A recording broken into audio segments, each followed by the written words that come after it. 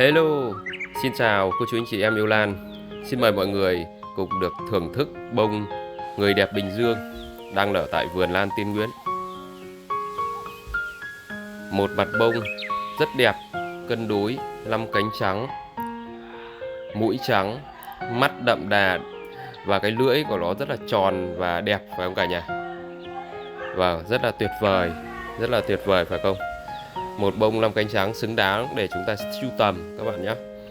Và Tiên đã cho nở rất nhiều tại vườn rồi. Ở trên thân vẫn còn một cái kỳ đang ra rễ rất đẹp. Anh chị em nào muốn sưu tầm thì anh chị em có thể liên hệ với Tiên nhé. Số điện thoại là 0911339179. Và bây giờ xin mời mọi người tiếp tục thưởng hoa. Chúc tất cả mọi người có một kỳ nghỉ lễ 30 tháng 4 mùng 1 tháng 5 thật vui vẻ và hạnh phúc bên gia đình.